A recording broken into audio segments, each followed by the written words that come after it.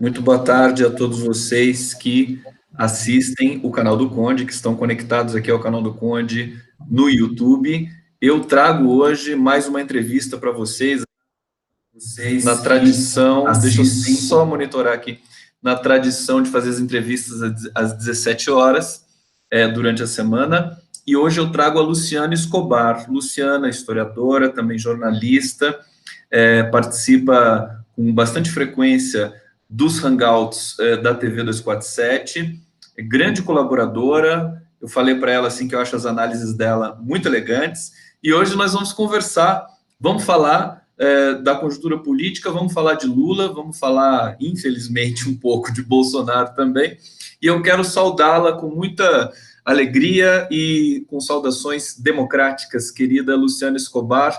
Na sequência, eu vou fazer a apresentação aqui oficial, enfim, do teu trabalho, mas agora eu só quero saudá-la e saudar todos que estão chegando aqui para a transmissão, que vão acompanhar e vão te conhecer um pouco melhor. Tudo bem, querida? Tudo bom, Conde? Obrigada pelo convite. Boa tarde para a comunidade do canal do Conde. É um prazer a gente estar aqui hoje e poder responder um pouco das perguntas que o Conde faz tão maravilhosamente bem. Eu sou uma admiradora, Conde. Luciana Escobar, você me mandou uma informativa aqui tão bonita, eu vou ler ele na íntegra para todos vocês, queridos que estão acompanhando aqui o canal do Conde, né? Luciana tem formação em Literatura e História da Arte pela Universidade de Cambridge, na Inglaterra. Ao retornar ao Brasil, trabalhou por anos na Intercontinental Hoteleira, uma multinacional. Como o trabalho exigia, ela foi se especializando em comunicação e qualidade, sempre com foco no melhor atendimento ao cliente. Em 97, foi para o Ceará para trabalhar em uma pequena empresa de comunicação que, dentre outras atividades, prestava serviço para o jornal O Povo. Obteve seu registro de jornalista para exercer a profissão com mais liberdade. Anos depois, a carreira foi interrompida por conta de uma doença crônica incapacitante. Hoje, aposentada, sempre seguindo a coerência de valores em que sempre acreditou, ressignificou sua vida na luta por um país melhor e mais justo. Que lindo isso, Luciana! Você sabe que você chegou a dar aula? Eu dei aula, sim. Eu dei aulas de inglês, né? Ah, tá. Porque a sua formação é muito especial. Conta um pouquinho para a gente dessa formação em Cambridge que você teve, história e arte, né? É isso? História da arte. História da arte, mas tem uma outra coisa, que literatura também. Literatura. Foi essa sua formação lá? Você foi justamente para isso ou aconteceu? Meio que aconteceu. Era 1984 e eu já estava terminando o segundo ano do ensino médio e os estudantes começaram a se juntar pela Marcha das Diretas, Conde. Então eu me reunia, grupo de amigos, ia para a Avenida Rio Branco, no centro do Rio, e enfim, assim, é como se fosse. Aí a gente tem que pegar um histórico de família para entender, né? O meu bisavô espanhol veio com a família para o Brasil fugindo de Franco, da ditadura de Franco. A minha avó paterna era filha de um palestino, que também veio para o Brasil fugindo daquele desterramento do Oriente Médio. Do meu lado materno, também libaneses, refugiados. Então, eu sou, assim, uma mistura de imigrante. Cidadã do mundo, né? Que nem como... Cidadã do mundo. E, assim, o meu pai achava que educação era uma coisa, assim, fundamental, né? Ele foi um menino muito pobre, minha mãe também, eles lutaram muito. Minha mãe era historiadora e meu pai começou a carreira dele como bancário do Banco do Brasil, aí estudou economia, nós já éramos nascidos quando ele se formou, foi ser professor da Fundação Getúlio Vargas, do IBMEC, e depois passou para o Banco Central e foi fazendo uma carreira pública e depois, muito já decepcionado, passou para a iniciativa privada. E eu perdi meu pai muito cedo, mas a herança dele, desses valores históricos da família, de esquerda, da importância da terra, de lutar pelo bem-estar social, isso tudo é muito forte aqui na minha casa. Então, é uma coisa que a gente carrega, né? É o que forma a gente. E como é que isso impactou no curso que você fez lá, que deve ter sido um curso maravilhoso, né? Como é que essa sua formação ética, interna, existencial, política, dialogou com uma formação acadêmica como Cambridge e como, enfim, História da Arte, que é uma coisa tão maravilhosa fazer, né? Eu fiz um pouquinho também, sabe que na Unicamp eu fiz linguística, mas lá a gente pode fazer várias eletivas em todos os institutos, né? E História da Arte eu fiz, eu acho que umas 4 ou 5 matérias, assim, para complementar meu currículo. Conta para a gente um pouquinho. Conte, maravilhoso, porque Cambridge é uma cidade universitária. Então, você tem vários colleges, né? Eu estudava no Bells, então tem o King's College, tem o Trinity College, e tem vários. E tem estudantes do mundo inteiro. Então, a diversidade é enorme. E a construção cidadã na Inglaterra, aquilo foi um impacto para mim, porque eu fui para lá dia 4 de janeiro de 85, eu fiz 17 anos lá. Meu pai muito preocupado aqui, já com a gente marchando pelas diretas, ele, meu Deus, é melhor, então, mandar estudar fora, porque educação é investimento. E aí eu escolhi um curso, eu não sabia o que eu queria fazer, eu era jovem demais para saber o que eu queria. Mas eu era apaixonada por história, por causa da minha avó, que a minha avó libanesa, ela quase não frequentou a escola, mas ela lia milhares de livros de história e recontava aquilo tudo para a gente quando a gente era pequenininho. E as minhas tias todas, minha mãe se formaram em história. Mas hoje eu estou reaprendendo muito, porque eu vejo que a história no Brasil foi contada de forma muito distorcida. Então, muitas coisas, muitas fontes elas buscavam, havia coisas que elas não podiam contar e coisas que elas jamais podiam ensinar em sala de aula, né? Por causa da ditadura e daquele momento todo que a gente passou no Brasil. E aí eu resolvi fazer História da Arte, porque era apaixonante, eu estava na Europa. As aulas eram dadas no Bells College, mas também eram dadas a gente ia para Londres, para os museus, para as galerias de arte. E assim, isso é um sonho. Isso é um sonho. Você está estudando o Renascimento e você está olhando os quadros dos renascentistas naquela ala do museu. Você está estudando o Egito, você está dentro do Museu Britânico, na ala egípcia. É maravilhoso. Eu tinha as aulas práticas, que aquilo era de um fascínio para mim, inenarrável. E a beleza, né? Aquilo, a Europa é o berço da civilização ocidental, assim, é fantástico. Eu não tenho nem palavras para descrever. Muito bom. Deixa eu ler alguns comentários aqui dos nossos internautas que estão chegando aqui já. Rotine News, Carolina Nascimento, oiê, oiê. Delina Leli, Lima, tem alguns nicks que eu não consigo ler direito aqui, porque são diferentes e tal. Vaulicé Aleixo, uma overdose de Conde. Hoje eu estou trabalhando bastante, viu, Luciana? Maria José Mendes, boa tarde, Conde. Manuel Lima, boa tarde, Luciano Escobar. Delina Lima, dizendo, fala só meu Lula. Coraçõezinhos aqui, pessoal adora Luciano Escobar. Grande Conde, bem-vinda, queridíssima Luciano Escobar. Amo ouvir vocês dois. Falar do nosso maior líder, queridíssimo Lula, é sensacional. Márcia Almeida deixando essa mensagem. Vamos falar um pouquinho. Acho que vamos começar por essa questão da história, né? A gente está no momento de reobservar a história, sobretudo a brasileira, né? Acho que faltou isso para a gente, mesmo no período democrático. Acho que começou ali um processo. Eu tinha comigo naquele momento em que toda a historiografia brasileira estava prestes a ser revista, inclusive a sociologia também. A releitura, digamos assim, de Gilberto Freire, Sérgio Buarque de Holanda, que eles têm obras monumentais, mas foram lidas numa chave, acho que equivocada, né? A consagração daquelas obras ficou um pouco ali na superfície, no simulacro, e aí a gente teria oportunidade, justamente pelo sentimento de soberania, de autoestima que o Lula providenciou para todos os brasileiros, inclusive para os pesquisadores, da gente voltar à história e realmente reescrever, e acho que a Comissão da Verdade é uma consequência disso. Brasil, história diferente na América Latina, mas já era alguma coisa, você está Comissão da Verdade, e aí nós tivemos esse baque, esse golpe. Eu queria que você observasse essa, digamos, força de releitura da história e, ao mesmo tempo, desse golpe que promoveu uma ruptura de um processo que vinha sendo desenvolvido já há algum tempo, que nós estaríamos assim quase que nos libertando de alguns estereótipos históricos do brasileiro e tudo mais, para a gente enfrentar o problema do racismo, o problema da homofobia, do feminicídio, enfim. Como é que você vê aquele período, essa transição, e aí você fica à vontade para fazer as suas ramificações aí argumentativas, querida Luciana Escobar. Com você.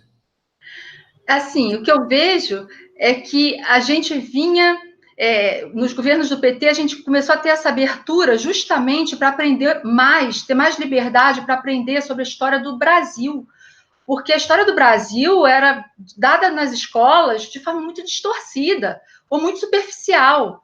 Então, a gente estava tendo essa abertura de passar algumas coisas a limpo, né? Pela primeira vez, de rever a escravidão, de rever esse racismo absurdo, né, que faz com que a gente seja dividido até hoje em Casa Grande, Senzala, que você vê, o Bolsonaro acabou de boicotar o anúncio do Banco do Brasil, jovens negros, não tem nada de mais, maravilhoso aquela propaganda, e ele acaba de dizer que não vai passar. Vai transformar o Brasil em quê? O Brasil que metade da população é parda ou negra, e o resto é imigrante, vai transformar a gente em ariano de olhos azuis, é isso? É surreal. E outro detalhe, a gente estava começando também a soltar as amarras, né, as mulheres do patriarcado, que é uma coisa muito forte.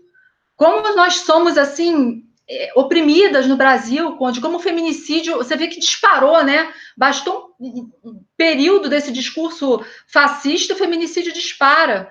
Uma coisa que você vê que é frágil, uma democracia que você vê que agora a gente tem uma noção tão grande da fragilidade do que nós conseguimos construir em muito pouco tempo. Porque quantos anos a gente teve o PT, Lula e Dilma? 15 anos? Né, se tanto. E a gente teve 500 e tantos anos de história de uma direita escravocrata, racista, misógina, homofóbica, e fora outras diferenças, né? Porque eu me lembro que eu era criança e tinha os vizinhos que uma tinha um filho com síndrome de Down, a outra tinha uma filha com uma síndrome qualquer, e essas crianças não saíam de casa, né? Não saíam, não eram reconhecidas pela sociedade. E a gente começou a ver tudo isso como inclusão nas escolas, né? A minha filha estudou com várias crianças deficientes, foi fantástico, né? E aquela coisa maravilhosa do Paulo Freire, né? O socioconstrutivismo, o sociointeracionismo, que foi assim, nossa, isso me encanta. E a gente estava a gente vinha construindo a nossa revolução, mas ainda precisando de muita coisa, ainda precisando olhar muito para a periferia, ainda precisando olhar muito para determinados segmentos no Brasil.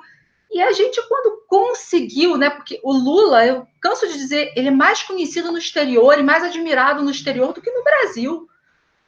É uma coisa louca. Os meus amigos... Parece com o Paulo Freire, né? Que é assim também, né? O Paulo Freire também.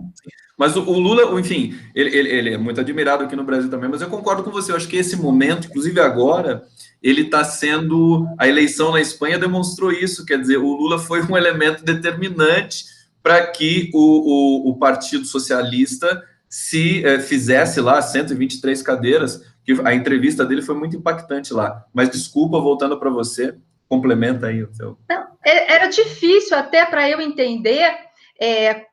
porque assim, o Lula criou a altivez dele de enfrentar, de jogar fora esse complexo de vira-latas que ele tanto fala, né? Então, assim, ele tinha o respeito dos líderes de Estado no resto do mundo, né? O que foi aquilo, o Lula ir conversar com o mundo árabe, o Obama não teve coragem de ir, o Lula foi. Então, é tanta grandeza por parte do Lula que os meus amigos de fora sempre diziam, né? Mas vocês têm um presidente para admirar, né? Todo mundo queria vir ao Brasil, todo mundo queria trabalhar no Brasil, porque o Brasil é um país maravilhoso, lindo, com várias nuances fantásticas.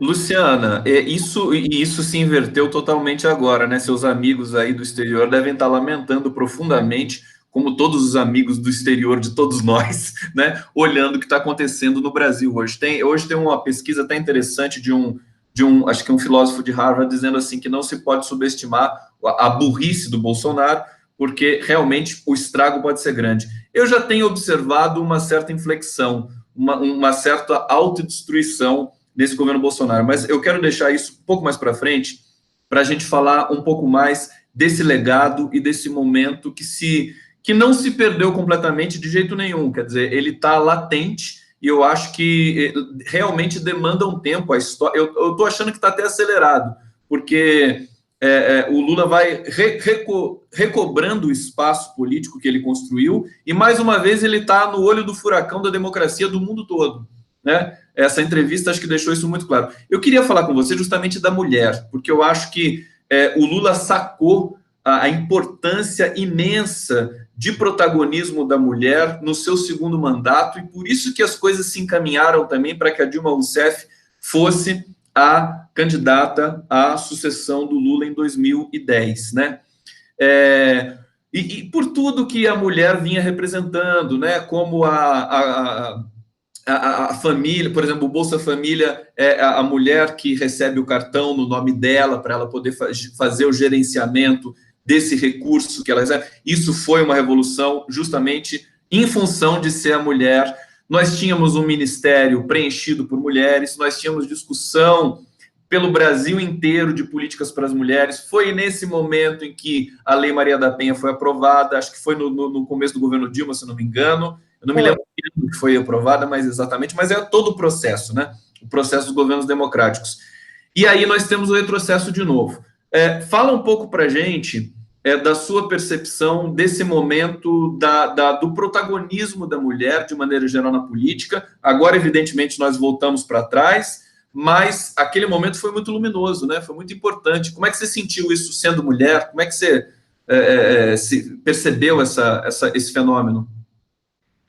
Conde, foi fantástico. Como mulher, me senti empoderada, porque o Lula andava pelo país e ele percebia que as mulheres eram chefes das suas famílias. A metade das mulheres brasileiras são chefes de suas famílias. Percebia que muitas delas eram arrimo de família também. Ele tem o exemplo da dona Lindu, dona Marisa, que geria a casa deles, né? Lula não pagava uma conta. Ele entregava tudo nas mãos da dona Marisa. Dona Marisa que poupava, dona Marisa que distribuía a renda, dona Marisa que investia, dona Marisa que dizia o que ia comprar, o que não ia comprar. E Lula viajava pelo Brasil com esse mesmo sonho de construir um Brasil melhor e mais justo. É isso que ele quer, é isso que dá forças a ele. Você lembrou bem. Desculpa, pode falar. É isso que nos move. Né? Essa semelhança que a gente encontra com ele, pelo menos eu, dentro, né, do meu coração, é a mesma coisa que ele quer. Quando ele falou naquela entrevista, quando eu descobri o pré-sal, eu me emocionei muito, porque o meu sonho era fazer um país autossuficiente em saúde, em educação, ter verba para tudo, ser grande. A gente ia para a quinta economia do mundo. Eu sonhava em ser um país independente, ao mesmo tempo solidificar os blocos, porque sozinhos não vamos a lugar nenhum. Então, solidificar o Mercosul, a Unasul, o Pacto Sul-Sul. É a mesma coisa. Esse sonho também está dentro de mim e deve estar dentro talvez de uma forma menos concreta, mas dentro de cada brasileiro que quer um país mais justo.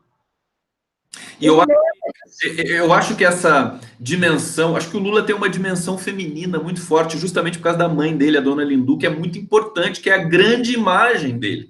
Ele teve problemas, né? O pai do Lula, inclusive ele diz isso tão lindamente numa entrevista de 81 que eu fui reassistir agora, que vale a pena a gente ver as outras entrevistas pregressas do Lula também, né? Porque a coerência dele é uma coisa impressionante. As pessoas, quem é detrator, quem odeia o Lula, não gosta de ouvir esse tipo de coisa.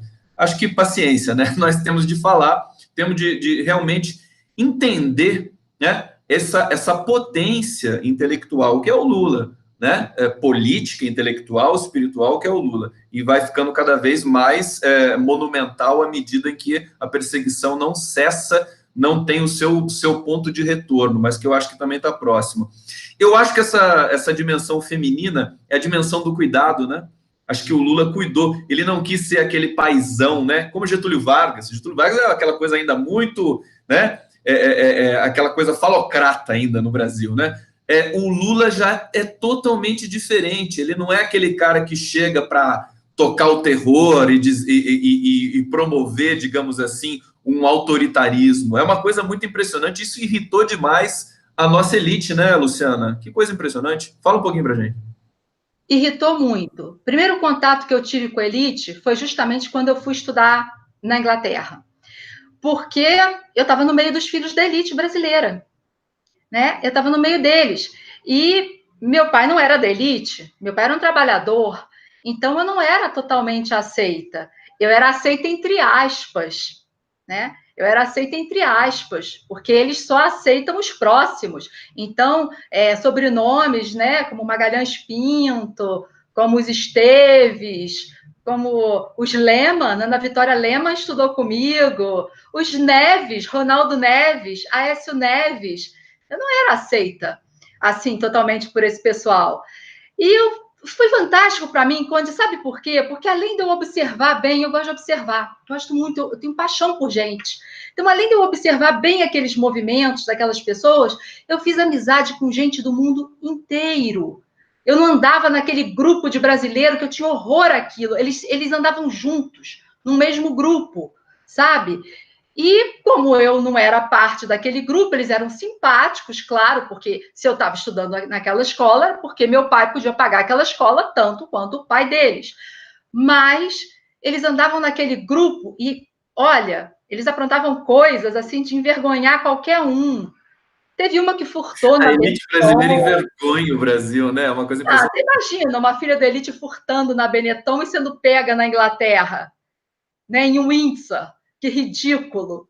Então, assim, eu também não queria muito aquele tipo de contato, não. Eu achava mais legal sair da quarta-feira, a gente só tinha aula até as 11 da manhã, porque os horários lá vão por causa do frio, né? Vão de 9 da manhã às 3:30 da tarde. Então, eu saía correndo para a estação de trem, pegava um trem e ia para Londres.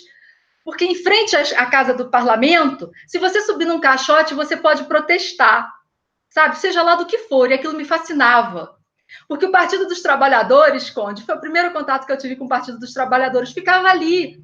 Eles ficavam contra a Margaret Thatcher. Partido dos Trabalhadores inglês. Isso.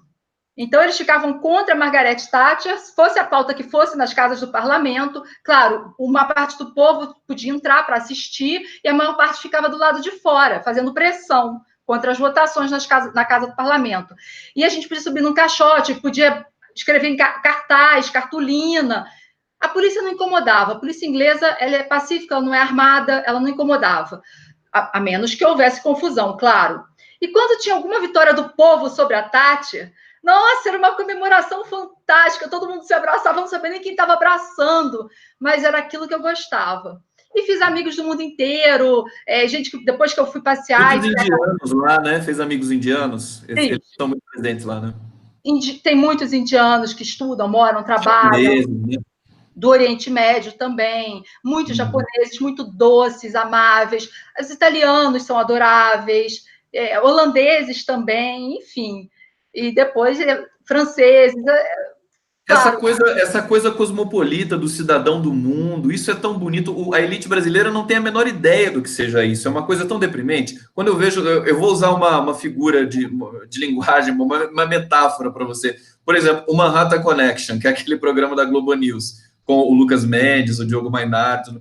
Eles encarnam esse brasileiro que se acha o must da intelectualidade, mas que são caipiras.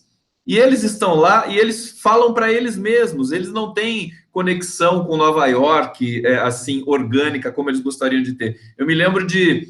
alguém dizia, né, eu não me lembro quem falava do Paulo Francis, né, que ele queria ser reconhecido pela elite americana, mas não conseguiu, e ficou falando de lá para o Brasil, como se ele fosse alguém muito importante de Nova York. Então, a elite brasileira realmente é uma vergonha. E eu acho que a gente tem como é que a gente vai superar esse trauma? Eu fico pensando, né? Porque o povo brasileiro, trabalhador, criativo, você dá uma chance pro atleta da periferia, ele vira campeão olímpico. Você dá uma chance para os estudantes da periferia, eles se tornam os melhores pesquisadores das suas respectivas áreas. São muito melhores do que aqueles que nascem em berço de ouro, que tem tudo na mão, comidinha na boca. Eu tenho um pouco de experiência também, porque eu tive em sala de aula e eu pude observar isso. Eles valorizam mais o conhecimento, justamente. O Lula é uma prova concreta disso, porque ele não teve o estudo formal, mas ele teve o estudo intelectual da vida real, que é muito mais difícil, e ele promoveu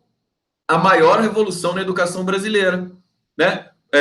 Produzindo universidades, cursos técnicos e produzindo programas de inserção de todos os, para dar muito mais chance para toda a massa brasileira poder produzir a sua tecnologia, o seu conhecimento. Deixa eu ler alguns comentários, você me permite, Luciano Escobar, dá licença, para a gente fazer uma transição aqui, inclusive temática da nossa entrevista, que está muito gostoso conversar com você, realmente muito, é um prazer falar com você. Você sabe como é que eu fiquei? Eu falei assim, preciso chamar a Luciana. Eu estava vendo Boa Noite, acho que você fez, não sei se foi sábado ou domingo. Foi sábado. Foi sábado, né? Aí eu assisti, eu via você falar assim, caramba, Luciana, eu preciso conversar com a Luciana aqui, porque você tem uma maneira muito leve de falar das coisas e a gente fica bastante admirado. Deixa eu ler aqui, ó, Juliana Moyer Cotzes, nem me fale dessa propaganda porque dá vontade de chorar, propaganda do Banco do Brasil que foi censurada pelo Bolsonaro. Marisete Souza, um país lindo com toda a miscigenação, mas com muitos problemas também, eu diria, né? Vamos ver aqui, Fabiano Franca, temos de fortalecer ainda mais essa democracia, reforçar o texto constitucional, fazer valer a Constituição. Anália Torres, os meus filhos também estudaram com muitas crianças especiais. Isso é muito bom que você falou, essa integração, né? Fabiana Franca dizendo de novo aqui, temos as bases para construir uma sociedade bem melhor, mas não com essa escumalha que está aí no poder. Luciana Fentanes, oi Lu, ô Lu, é muito difícil que um nordestino não tenha estudado e muito bem a história do Brasil. Nós sabemos que a última batalha foi na Bahia no dia 2 de julho, e o grito só ocorreu em 7/9/1922. É isso? Você sabe o que a Lu Fentani está dizendo aqui?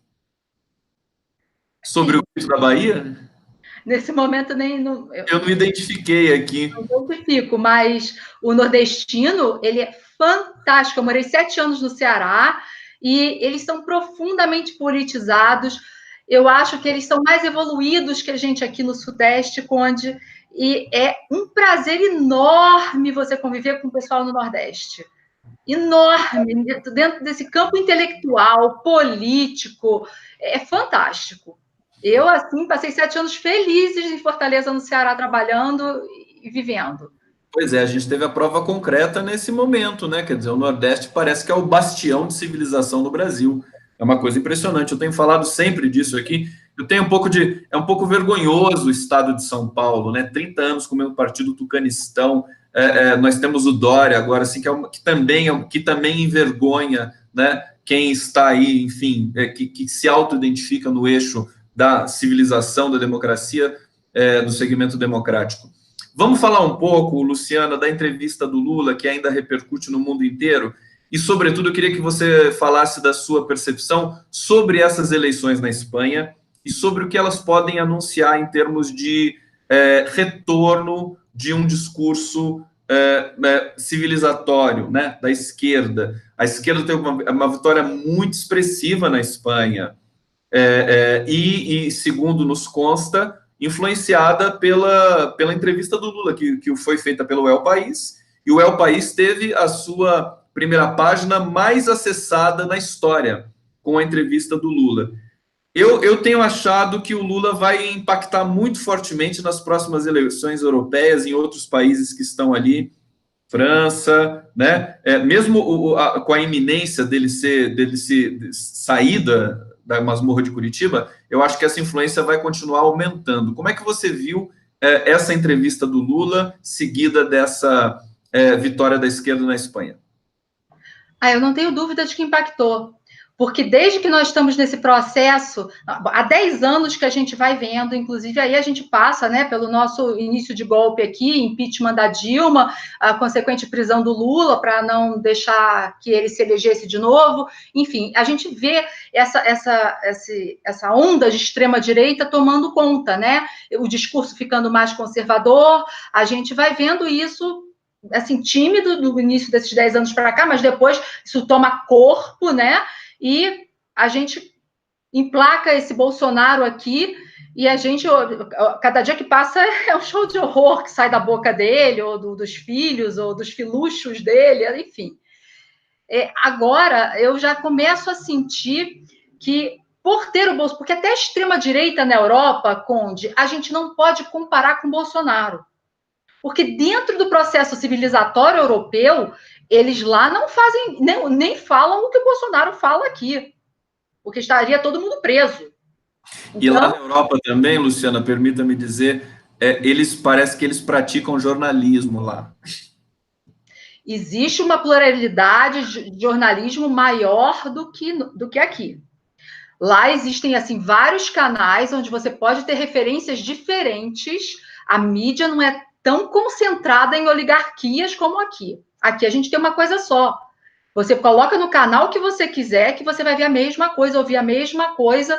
Parece que é o julgamento do Lula no TRF4. A mesma sentença, todo dia, em todos os jornais.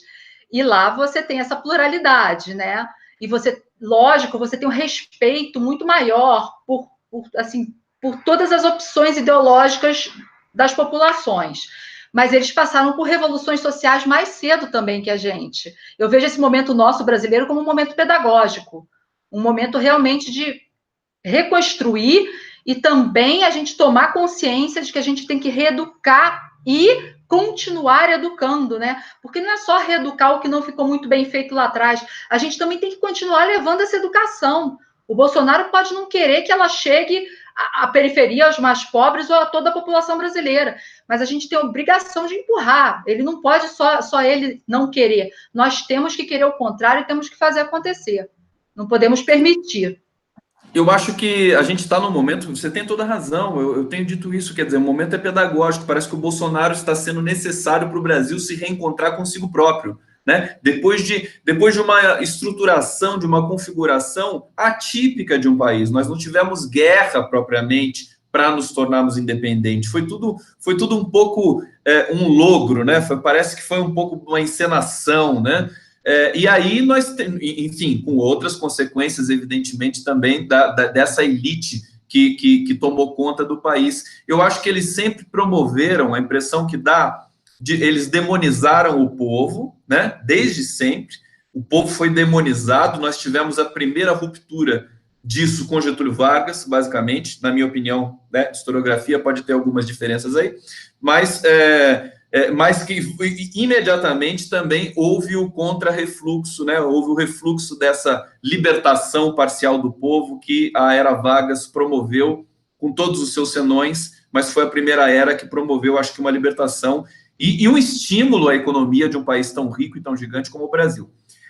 E agora, eu acho que nós estamos no sentido inverso. Por isso que ao mesmo tempo que é doloroso encarar o Bolsonaro, é a oportunidade de, pela primeira vez, concretamente, nós termos um inimigo rastreado por toda a cultura e toda a percepção política do brasileiro. Porque eu acho que não vai sobrar pedra sobre pedra, como disse a Dilma Rousseff, porque todos os dias nós temos um conjunto de declarações abusivas, preconceituosas, autoritárias, e isso vai realmente saturando até o tecido da própria classe média, da própria elite, que ainda está tentando resistir um pouco, não quer assumir o erro que cometeu, né? Pegando essa questão pedagógica, digamos assim, no Bolsonaro, Luciana, você acha que há a possibilidade dele encarnar essa grande vergonha histórica, a maior vergonha histórica do Brasil, de toda a história, como o nazismo foi para a Alemanha, como o fascismo foi para a Itália, e da gente realmente renascer dessas cinzas? Eu acredito. Eu acredito que ele vai encarnar essa vergonha mundial. Ele já está encarnando. As pessoas que eu tenho assim afeto, que moram fora, têm horror ao Bolsonaro. Horror. Amigos portugueses têm horror ao Bolsonaro, amigos ingleses têm horror ao Bolsonaro, franceses que moram na Alemanha, enfim, verdadeiro horror. Então, assim, ele se tornou um ser repugnante, a figura dele é repugnante. E essa repugnância, isso vai ainda ter consequências, né? Ele acabou de fazer um discurso lá para o agronegócio, dizendo que vai acabar com a fiscalização, mandar dar arma na mão de todo mundo, pode atirar nos sem terra, pode sair matando. como se 70% da comida que a gente bota no prato não viesse do MST. É uma coisa assim... Você escuta aquilo, o seu estômago embrulha. Né? É uma mistura de um discurso nazista ensaiado com uma total ignorância do que é o Brasil, de como o Brasil foi estruturado, de como funciona, e por que existe um MST, um MTST, e por que é necessário, né, que esses movimentos continuem e que a gente faça a redivisão, a reforma agrária e redivida as terras e coloque tudo para produzir, porque esse é um país continental enorme. Todo o espaço tem que ser aproveitado e tem que ser produtivo. A gente percebe que ele não sabe muito bem o que ele fala, né? É uma coisa assim, eu acho que... E esse noticiário massivo sobre o Bolsonaro, porque ele não deixa de ser notícia, porque o que ele diz sempre é muito absurdo, só que não é mais novidade para ninguém. Eu estava até propondo um dia sem Bolsonaro. O que você acha, Luciana Escobar? Um dia assim, sempre, porque o Bolsonaro emburrece a população brasileira, tanto que... E aí eu vou querer que você fale sobre a entrevista do Lula agora, o que você sentiu? Eu sei que você já falou nos Boa Noites e tal, mas fala para a gente agora aqui, vamos reformular isso, porque realmente foi muito impactante aquela entrevista. Ao menor surgimento de um enunciado do Lula, as coisas se iluminam brutalmente, quer dizer, até o contraste favoreceu o Lula. Agora, ele já era interessante ver o Lula falar quando a gente tinha condições de temperatura e pressão mais ou menos controladas. Agora que a gente tem o terror estatal, que só pronuncia e só enuncia absurdidades, o contraste fica muito maior. Fala pra gente, Luciana, você viu o Lula, eu fiquei emocionado quando vi, estava uma expectativa muito grande. O que você achou dos momentos ali? O que te chamou mais atenção naquela entrevista do Lula? O Lula é genial. O Lula é genial. O Lula entra, ele é altivo, ele é um estadista, em que, aliás, ele é um dos maiores estadistas que eu posso descrever aqui para você, Conde. Porque você pode dizer, o Lula é o nosso Mandela. Não, epa, pera lá, o Lula é maior que Mandela. O Lula é maior que Gandhi. O Lula é maior que Churchill. O Lula é o maior estadista que a gente vai ter no mundo. Quem diria que nós poderíamos dizer isso um dia de maneira tão espontânea, né, Luciana? É respirar fundo, vamos arrumar, né, espinha ereta, como diz o Mauro Lopes. O Lula é grande. E o Lula, assim, a bomba semiótica que foi, né? O Lula é muito inteligente, Conde, muito. Porque daquele calhamaço de folhas que ele levou, ele só leu 3, que foi a carta que ele leu para a população e que a Folha censurou e tudo, e que a gente agora, né, está colocando por aí no 247, está sendo espalhada pelo Zap. Mas ele mexia naquilo o tempo todo. O tempo todo. Como se dissesse, olha, tudo sobre você está aqui, nesse bloco de papel. Eu sei tudo, não me escapa nada. Nada. E aquele bloco de papel foi uma jogada de mestre, realmente. Uma jogada de mestre.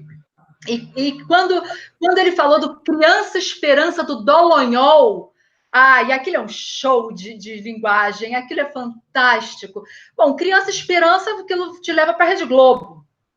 E falar o nome do Dallagnol errado, aquilo é tudo de bom. Ele revirou, ele colocou o Dallagnol no chão esticado. O Dallagnol é a personificação do erro e da mesquinhez.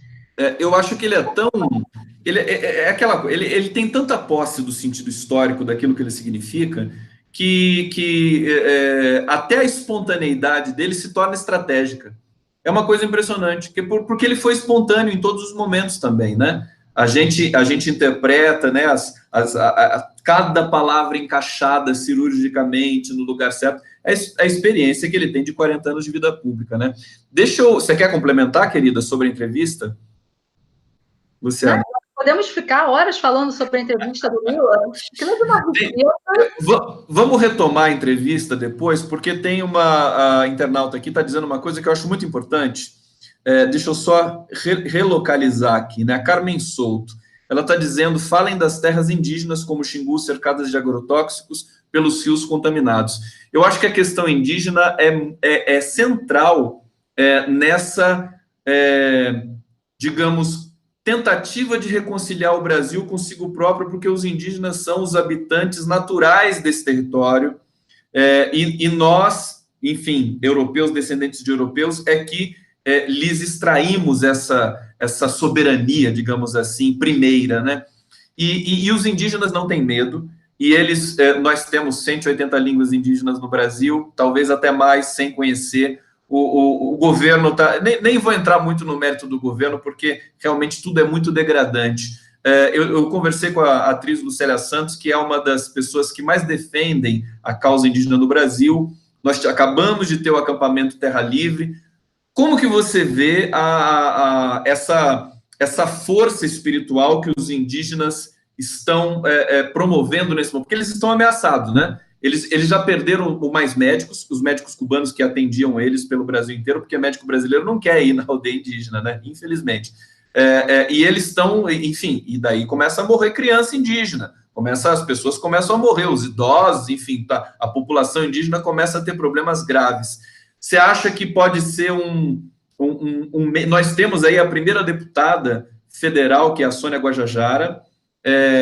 Acho que eu não sei se ela é doutora ou se ela é mestre, mas ela tem uma formação muito sólida, inteligentíssima. Os índios são inteligentes. Você acha que os índios podem ser uma esperança também para a gente fazer esse retorno à democracia dentro desse momento de terror estatal que a gente está vivendo?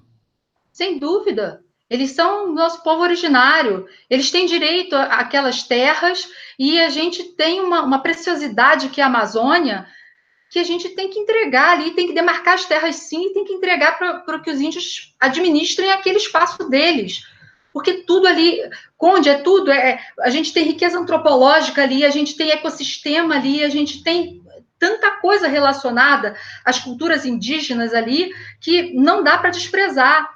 E você vê que aquele Sérgio Moro ridículo que assina que a Guarda Nacional tem que proteger o Planalto dos Índios, e eles entram na esplanada dos ministérios e eles não têm medo, e eles não têm que ter, porque desde que o europeu chegou aqui, que eles lutam pelo direito do que é deles. Porque antes de todos nós, o Brasil era deles, né? A terra era deles. Durante a ditadura, a gente teve um reconhecimento. Eles têm usufruto da terra, mas as terras são da União. E eles continuam exigindo a demarcação, e eles precisam exigir. Isso tudo vai fazer parte de uma luta só. A gente avançou muito na questão indígena no Brasil, no período em que tivemos aí um pouco de democracia, né? Na sequência, no próprio governo Fernando Henrique Cardoso, o STF começou o processo de demarcação de terras. Nos governos Lula e Dilma, então, isso se aprofundou de maneira muito virtuosa, né? Que tinha de combater muitos interesses. E uma das coisas mais importantes que os próprios índios têm consciência e dizem o tempo todo é que os índios cuidam da natureza. Esse é o detalhe. A Amazônia ainda está desse jeito relativamente preservada em função dos índios. Eles é que cuidam, eles não são predatórios, digamos assim, eles acabam, às vezes você tem alguns índios que são aliciados, digamos assim, pelo homem branco, mas a essência deles é viver em harmonia com a natureza. E uma riqueza maior que isso eu acho difícil de ter, porque é uma riqueza humana totalmente associada ao meio ambiente, uma coisa lindíssima, né, que o Brasil tinha como patrimônio imaterial, né, a relação do homem com a natureza. E tudo isso está sendo devastado. Deixa eu ler alguns comentários. Luciano Escobar, a Juliana Moyer Cotes está dizendo aqui mais uma vez, né? Sim, fui para a Áustria nesse ano, e o taxista, a primeira coisa, ao eu falar sobre do Brasil, Lula da Silva. No ano passado, na Holanda, a mesma coisa, Lula da Silva. O Lula, vamos voltar para o Lula, né? Tem o reconhecimento histórico. Os maiores intelectuais políticos do mundo admiram Lula, mesmo ele tendo sido preso. O que ficou cada vez mais claro que foi uma prisão política, e hoje a gente tem essa percepção consolidada, exceto justamente aqui na elite financeira brasileira, que ainda quer promover, quer forçar a barra de que, enfim, o Lula cometeu algum ilícito, né? É curioso porque a decisão do STJ é o primeiro passo que eu acho que foi dado para que o Poder Judiciário brasileiro comece a reconhecer que cometeu um erro. Porque eu costumo dizer assim, eles não vão reconhecer isso de uma vez, eles vão fazer aos poucos, porque falta caráter ali para reconhecer um erro desse tamanho. Você acha que o Lula vai ser inocentado? Como é que você acha que vai acontecer como é que você acha que vai ser esse momento? Vai ser doses homeopáticas até chegar no momento grandioso, assim, dele poder recuperar todos os seus direitos políticos e tudo mais? Porque tem gente que é muito pessimista, né, Luciana? Tem gente que acha que não, vai morrer preso e tudo mais. Como é que você vê esse cenário? Eu sou otimista, Conde. Eu acho que, sim, não vai ser de uma hora para outra, mas o Lula vai ser inocentado, porque juristas existem no mundo inteiro e aquele processo do Lula é ceivado de ilegalidades e é nulo.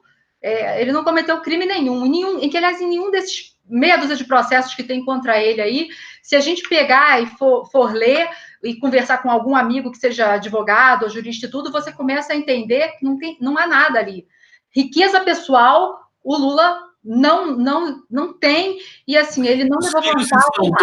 Estão todos passando dificuldades, ele falou isso na entrevista, é uma coisa que a gente até se compadece, quer dizer, realmente eu acho que é impossível sustentar essa mentira por mais tempo, né? Desculpa.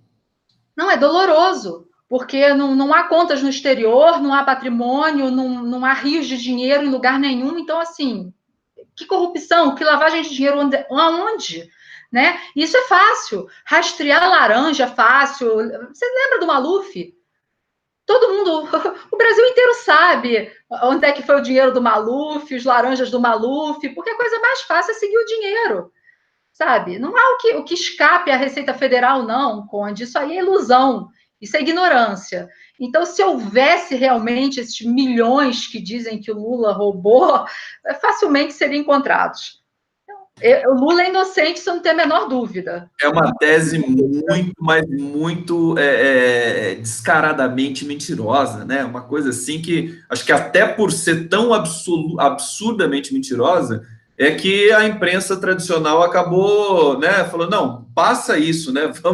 Vamos passar isso aí, porque daí a gente neutraliza um agente político que não nos oferece tudo que nós queremos, né? Que é mais ou menos assim, né? A imprensa tem essa relação patrimonialista com o governo brasileiro e a gente não consegue, mas eu acho que esse momento está chegando. Vamos falar um pouco, infelizmente, falar do governo Bolsonaro, acho que é importante você trazer a sua percepção. Hoje, você falou da Receita Federal, o Marcos Sintra, que é o secretário, deu uma entrevista para a Folha de São Paulo e deixou entender que vai fazer voltar a CPMF, com o nome de CP, e que ela vai comer 0,9%, 3 vezes mais que a CPMF original, que foi extinta no governo Lula. E também disse que ia ter um imposto para os dízimos religiosos das igrejas e tudo mais. Aí, um pouco depois, o Bolsonaro apareceu desmentindo isso. Mais uma vez, né? Uma das coisas que o Bolsonaro mais faz é chegar e desmentir ministro, e depois o ministro desmente o Bolsonaro, e aí a gente fica naquele cabaré que nós conhecemos aí desse governo. Como é que você acha que o empresariado, que sempre detestou aumento de impostos, vai lidar agora com essa pressão, né, que o governo Bolsonaro está sofrendo internamente para aumentar impostos, porque a conta não está fechando? Será que vai ter um descasamento aí desse caso de amor do Bolsonaro com o empresariado brasileiro atrasado? Olha, eu não tenho a menor dúvida. Primeiro, eu quero ver passar no Congresso, né? Eu quero ver o embate do Bolsonaro com o Congresso. Essa é a primeira coisa. O Rodrigo Maia já falou que não passa, mas de qualquer maneira. Mas, enfim, isso é uma coisa. A outra coisa é que eu ando na rua e é como o Lula fala, né? A gente tá, assim, hoje a gente tem o recurso das redes, é fantástico, mas a gente precisa ir para a rua. E eu faço isso sempre. Então, eu entro no comércio que está vazio, os comerciantes não estão vendendo. Todo dia se fecha uma loja, um estabelecimento. Então, já está afetando. Os menores, os médios, já estão sendo muito afetados. Eu moro numa cidade pequena, onde a gente vê isso muito mais forte do que numa cidade enorme como São Paulo, por exemplo, né? Mas, claro que se vê. Você entra num shopping no Rio de Janeiro, você vê um monte de loja fechada, porque o Rio de Janeiro sofreu horrores com a Lava Jato. Então, você vê um impacto muito maior na economia. O Rio de Janeiro foi aniquilado pela Lava Jato. Impressionante. É uma coisa terrível. E você já vê o discurso da classe média baixa e do pobre, eu já vejo totalmente transformado. Esses estão, de fato, arrependidos e cada dia que passa mais. A gente tem um problema aí com a classe média, né, o pobre de direita, entre aspas, esses, né, mais reacionários e tudo, e a gente tem um problema. Esses são os que ainda faltam dar o braço a torcer, pelo que eu estou vendo. Eu vejo parte da elite envergonhada também, porque, assim, quando eu era menina, eu ia a jantares e casamentos e tudo, por exemplo, por causa da profissão do meu pai, nos Moreira Salles, nos Safra. Esses, duvido, eu posso apostar com você que estou morrendo de vergonha. Né? Os grandes milionários brasileiros, né? Os grandes. Esses realmente mais tradicionais. Porque eles não podem circular no mundo, né? Eles vão para Nova York, passam vergonha, né? O que aconteceu com o Brasil? O que vocês deixaram acontecer com o Brasil?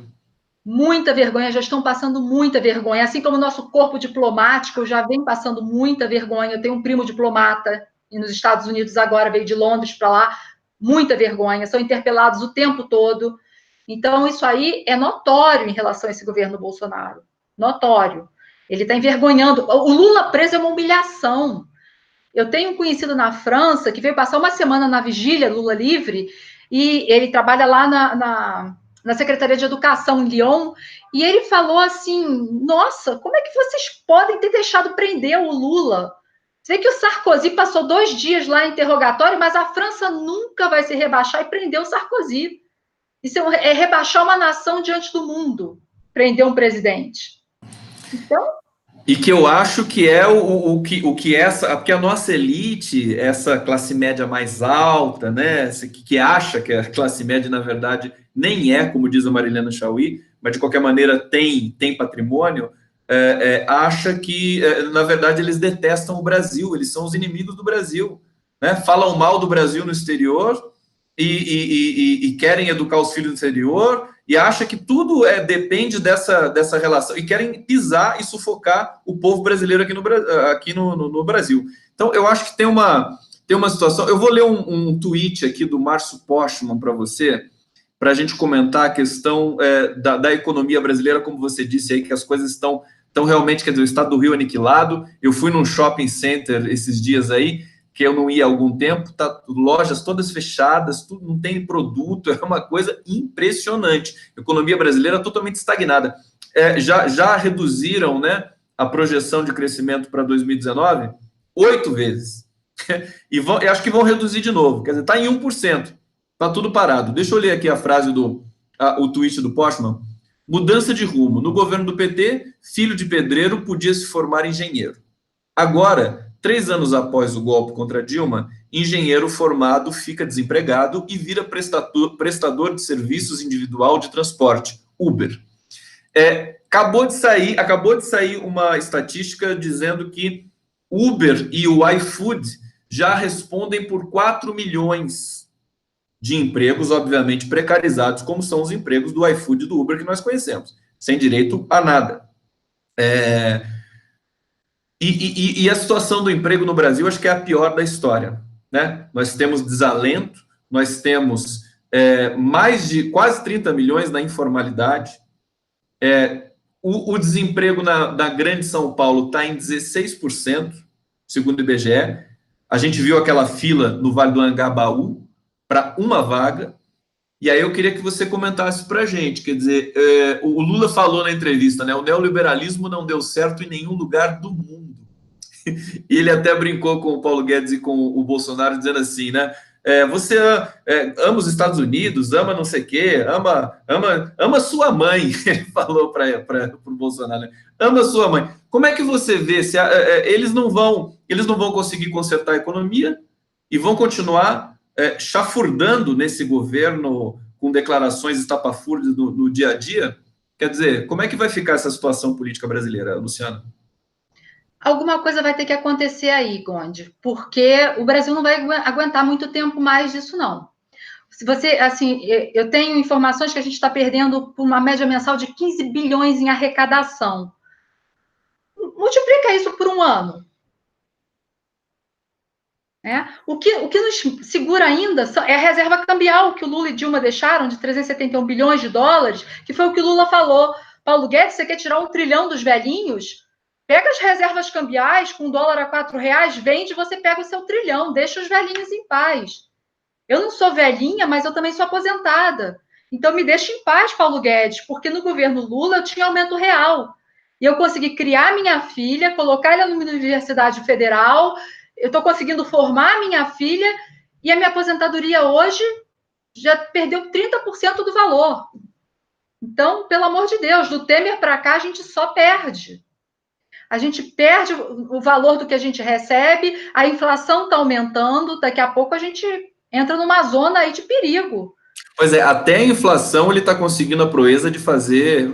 Porque, evidentemente, você não tem organização nenhuma, você não tem comunicação, né? O secretário da Receita, o ministro da Economia, não sabe o que o Bolsonaro pensa, porque, na verdade, ele não pensa. Esse é acho que é o ponto, né? A comunicação está muito... Está totalmente errada nesse governo, né? No bojo ali do ministério. Luciano Escobar, a gente encaminha aqui para o final do nosso papo, e aí vamos falar vamos voltar para a questão da dimensão global do Lula, porque eu acho que isso que vai acabar, né? O Lula é cidadão do mundo, ele não pertence apenas a nós brasileiros, né? Ele pertence ao mundo. Tudo que ele fez inspirou líderes do mundo todo a copiarem, inclusive Bolsa Família, copiarem os programas econômicos que ele criou juntamente com a equipe, mas que ele idealizou aquilo porque sofreu na pele, o que é muito interessante também da gente cotejar a biografia dele com os feitos que ele deixou como legado. Por exemplo, se a gente tiver, né, o Trump vai daqui a pouco tem reeleição nos Estados Unidos. O Joe Biden já disse que é pré-candidato do Partido Democrata, mas o Bernie Sanders também. E ambos, segundo pesquisa, estão com a mesma intenção de voto ali na casa dos 20%, o Joe Biden um pouco mais. Você já pensou se o Sanders vence as eleições nos Estados Unidos? Acho que a possibilidade não é pequena, porque ele é muito popular lá. A reversão que pode acontecer no mundo todo, do ponto de vista desse recrudescimento do fascismo, e nessa esteira de uma reversão, o papel que o Lula vai exercer mais uma vez para o Brasil e para o mundo? Aí seria fantástico, né? Seria realmente a nossa certeza de que o ciclo da história tá virando, né? Que o neofascismo chegou a um ponto do gráfico em que vai declinar e a gente vai passar para outro ciclo histórico. Aí realmente isso daria uma certeza, né, grande, porque o que a gente vê agora, o Bolsonaro colocou os olhos do mundo sobre nós, de forma que a Europa entrou em estado de alerta, né? Eles também estão preocupados em conter o avanço do neofascismo lá. E a Argentina, por exemplo, você vê que a Kirchner está muito na frente do Macri nas pesquisas, e isso tudo é sintomático, né? A gente veio golpe sobre golpe na América Latina, começou em Honduras, você viu a Argentina, você viu o Paraguai, você viu o Equador, a gente foi vendo até chegar a nós. Então, assim, o que a gente pode tirar daí é que se nós obtivermos uma vitória sobre o Trump nos Estados Unidos, dentro do sistema político deles, naturalmente, né, porque eles não têm muito essa tradição de esquerdas, embora o período que eles tivessem sido socialistas nos anos 20, 30, foi o período de maior desenvolvimento que eles tiveram, mas, enfim, seria muito bom. É como o Chomsky fala para o Lula, Lula, te vejo cada vez mais liberto, né? Te vejo cada vez mais liberto. Eu acho que o Trump nos Estados Unidos também ascendeu, por isso que eu falo que o Bolsonaro, e você também disse que o Bolsonaro é pedagógico, porque pela primeira vez a esquerda americana reagiu, né, diante de um presidente, porque o Bush, né, o Clinton, todo mundo tinha o Bush um pouco menos, né, mas comparar Trump com o Bush fica até bem na fita. Então, acho que ele desencadeou um processo da esquerda americana, e se a esquerda americana realmente se assanhar, a gente pode ter um mundo diferente. Então, de repente, Trump pode ter sido um gatilho interessante para o mundo todo e sofrer a rejeição agora do eleitor americano. Vamos ver o que vai acontecer. Luciano Escobar, eu quero agradecer muito a sua generosidade em conceder uma entrevista aqui para o canal do Conde.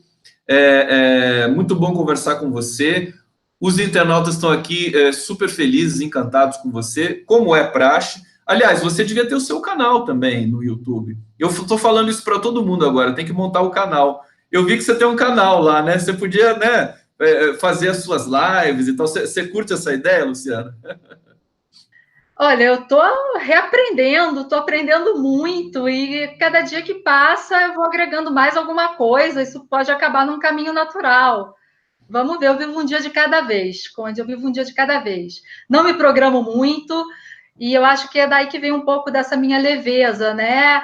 Eu não sofro dessa ansiedade horrorosa que toma conta, porque quando a gente olha para as coisas e pega os fatos, não, vai piorar ainda, e vai piorar bastante, mas não há mal que sempre dure.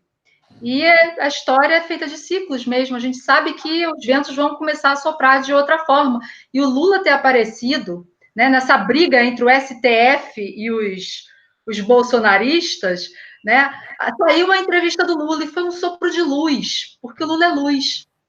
Então, assim, só de ter escutado Lula, de ter vontade até, se vocês não comparam, como é que você compara Lula a Bolsonaro? Você tem vontade de sentar e chorar, né? Não tem outro o que dizer.